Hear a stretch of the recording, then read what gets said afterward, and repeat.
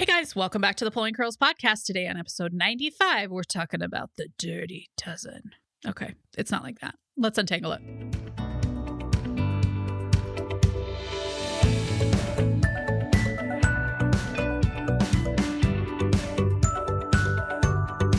Welcome to the Pulling Curls podcast. I'm Hillary, your curly-headed host on the podcast where we untangle everything from pregnancy, parenting, and home routines. I want you to know that there are no right answers for every family, and I find that simplifying my priorities is almost always the answer.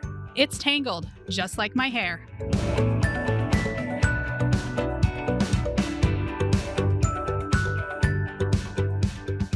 Okay, guys, before we get started, could you leave a review? I mean, this podcast is 100% organic. There's not a single ounce of pesticide coming to you. So leave a review. Okay, so when I lived in the Bay Area, we were real house poor, and shopping for groceries on a budget was a severe passion of mine. I loved going through the list, finding the best deals so that we could still eat. We probably also got a lot of crap with that because when you're using coupons, a lot of times it's cereal and fruit snacks. I got both of those at great deals very frequently. But I'm excited to have today's guest on. She is the mommy behind Evidence-Based Mommy. She has a PhD in all things toxins and chemicals, and she also has an awesome course that we're going to talk about in here that would have saved me a lot of worry when my kids were licking the walls. I want to introduce today's guest, Samantha Radford.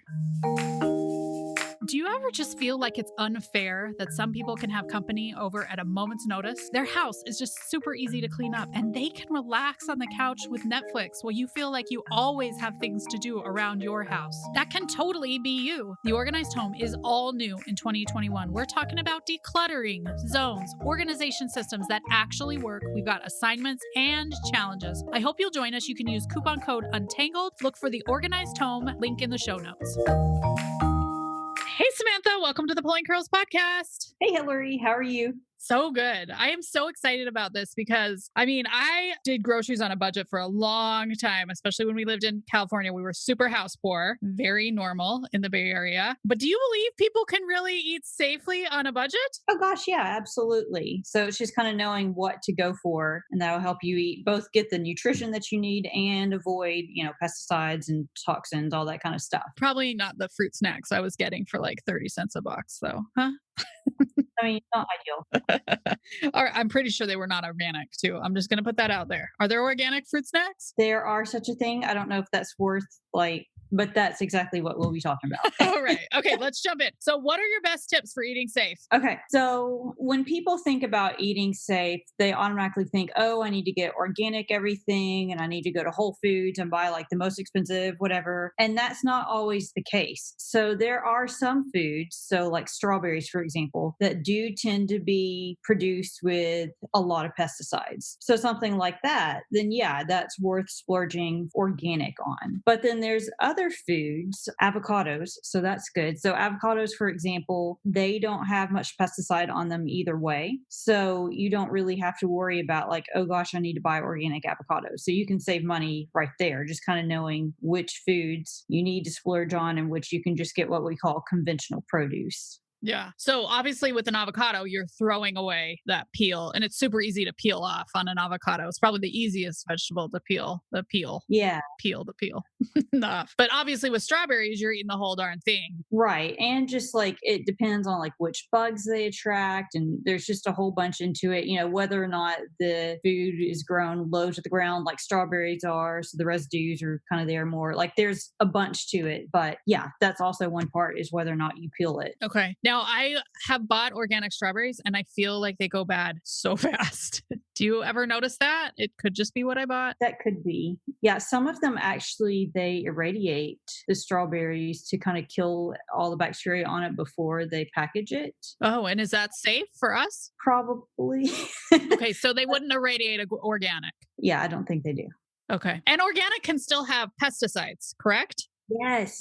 That's something people don't realize too. So they use there's a few different ways they could still have pesticides on them. So for one thing, it could just be different pesticides. So actually there are some pesticides that you're allowed to use for organic that are actually more toxic than the more conventional pesticides. But the difference is that they break down very quickly. So hopefully they shouldn't still be there by the time, they get to you. The other thing is, and of course they try to avoid this, but like if you have your organic farm and then across the street, there's a conventional farm and the wind blows the wrong way and blows their pesticide onto this organic farm, then yeah. I mean, because when I was in graduate school, this is what I did was I tested foods to see how much pesticide were on them. And I would get organic baby food and there would be a little bit, not much, but there would be some pesticide sometimes in, the organic food too. Well, I mean, it does get rained on. Yes.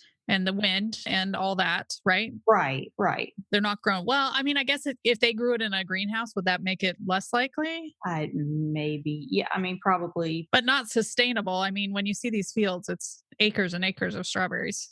Yeah, I mean, that's just part of it. Yeah. Okay. So I know there's like the clean 15. Yes. So the environmental working group has 2 lists they put out every year, which really doesn't change much from year to year, but they do it every year. So it's called the Dirty Dozen and the Clean 15. Okay. What they do is they look at the FDA's pesticide data program and they look and see which kinds of produce have the most pesticides on them. That's the Dirty Dozen. And then which ones have the least. And that's the Clean 15. So when I pulled strawberries and avocados out of the air, I knew that, because of those 2 lists. Okay. And is there a great way for us to quickly know those? Yeah. I mean, just Google, environmental working group, Dirty Dozen or Clean. Okay. Probably the Dirty Dozen won't bring it up because I've heard about it before. Yeah. And so those ones we want. So the Dirty Dozen, we want to try and buy organic, right? Yes. And does it matter like if we're buying it at the local Kroger versus Sprouts versus Costco? Organic is organic is organic. Is that true? Yeah, there's a certain set of regulations that you have to go through for something to be certified organic. Okay. But since you bring up buying from different places, one thing to keep in mind, so I don't know about in Arizona, but I know like down south in Georgia or, all over, I guess, more rural areas, you could be driving down the road and you see somebody selling, their fresh tomatoes at the side of the road or their fresh corn or whatever. I don't know how well regulated that kind of thing is. And so it depends. You would probably honestly want to ask, because if they're just, growing their own food and then kind of selling on the side and they're not regulated, they could possibly be using more pesticide than they're supposed to. So one of the things I remember, when I was in grad school, so I'd gone back home to visit my parents and they had blackberry bushes in the backyard. And I saw that my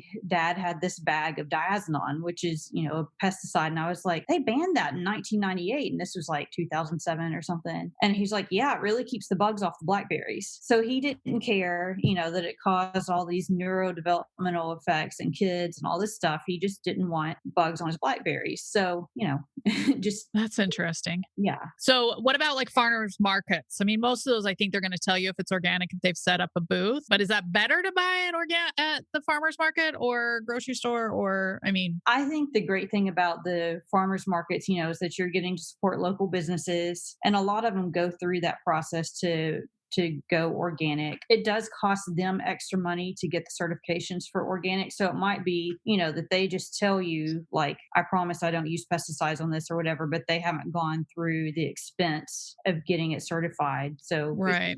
Talk to your person, Yeah, because usually who's at the farmer's market has a real good idea because they've probably worked there. Well, that's cool. I would like to find more farmers markets in Arizona, but we don't grow a lot here during the summer, I have to tell you.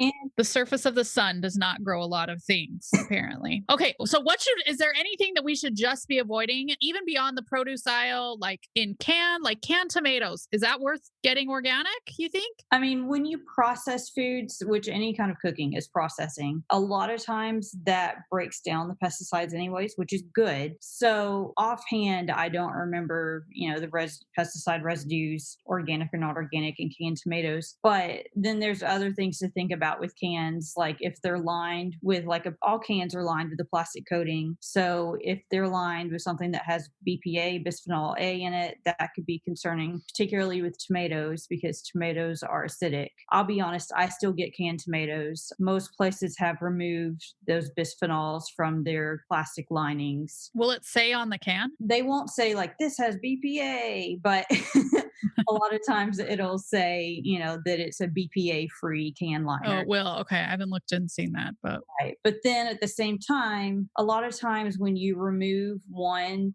toxic chemical, it's there for a reason. Like it helps in this case, I think it helps make the lining like more flexible. So they have to replace it with something else. So they've replaced BPA with BPS, bisphenol S. So there's also problems with that chemical. So sometimes just because something says that it's free of one chemical doesn't make it any safer. yeah. Ugh. Yeah. So great. That's it. I'm not eating anymore.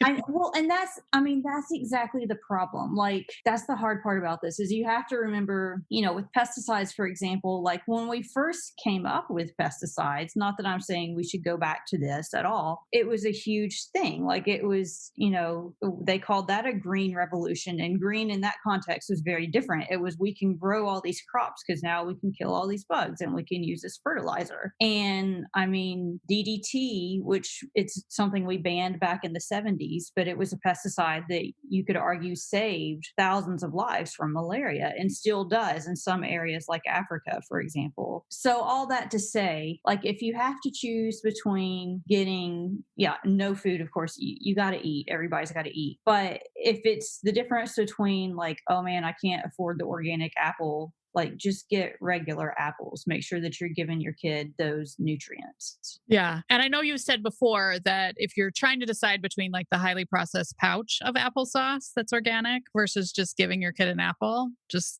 toss them an apple either way, right? Yeah. So there's so many things like they've got, organic, like they're not goldfish crackers, they're what, like whales or bunnies or something. Mm-hmm. But not that I'm knocking those specifically, but they've got organic everything out there that's super processed. But you would be better off just feeding your kid like real food, even if it was conventionally raised. Yeah, I think that's a good reminder for all of us that if we're sticking to the produce or like things we make on our own with flour or whatever, we're probably better off than whatever's on the shelf saying it's super healthy. Yeah, like they say, shop the perimeter. Because I can even remember seeing like those, they have these snacks called veggie straws, and they're like, it's healthy because it's vegetables, but it's like, no, it's like a little bit of powdered spinach, but it's mostly just like potato starch. Like it's still just starch with a little bit of coloring in it. Like just because someone calls something veggie doesn't. It's so tasty and crispy and salty though. Good.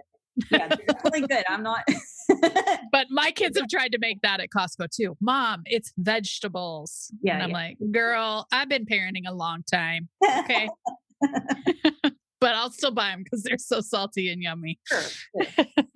All right. Well, I think this gave us some good ideas. So shop the perimeter, buy organic on the Dirty Dozen. Yes. When you can. Mm-hmm. And if you can't, then don't. But because a vegetable's still going to be better than, Yeah. veggie straws. Exactly. Buy stuff in season when you can. You'll get less pesticides that way. And if you like desperately need a particular vegetable that's not in season, like you can get it frozen and that'll be good too. Oh yeah, frozen. And cheaper when stuff is frozen. So I always wonder like what's in season. Is there a way, again, Arizona, nothing's in season here. Is there a way to know like what's seasonally great in your area?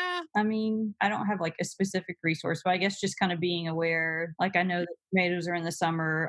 Basically, you know how like tomatoes taste way better in the summer than in the winter? Yeah. That's because they're in season. So, whenever you're kind of seeing all the stuff go to the farmer's market, that's a good indicator that it's in season. Yeah. And often like at Sprouts, it's like what's on sale because they put the ones that are on season on sale, which is great for your budget. Yeah, that's true too. Make your kids sick of watermelon. And then by the end of the summer, next summer, they'll love it. Yeah. All right. Great tips. Shopping on a budget is so important because your grocery bill can just eat you. And there's so much marketing in the grocery store. I like the idea of shopping the perimeter, trying to eat less processed foods because that saves you money in general. Mm-hmm. And and not stressing about it too much because you're doing the best you can. Yes, that's important. All right. Thanks for coming on, Samantha. Sure. Okay, guys, I hope you like this episode because, I mean, it's something that I think about when I'm at the grocery store. I need to just like put the dirty dozen in a Google note file for myself because, yeah. I also just got some grocery bags. I'll put them through the show notes, but they are keeping things a little bit better. And so that's been exciting. We also got a new fridge that seems to be keeping my produce a little bit better. I would love to know in the show notes if you guys find that organic stuff goes bad, worse, and if you have any tips for making it stay better. I would love to know. You can comment on my Instagram or wherever this is posted. I think that would be really interesting for all of us to hear because I'm always looking to make my produce last longer and also to eat with less toxins. It's a real balance at the Erickson household. I'm guessing it's a balance at yours too. Oh, and definitely check out Samantha's course. I'm going to go check it out right now. Thanks so much for joining us today. I hope we helped smooth out a few of the snarls in your life. We drop an episode every Monday, and we always appreciate it when you guys share and review. Until next time, we hope you have a tangle-free day.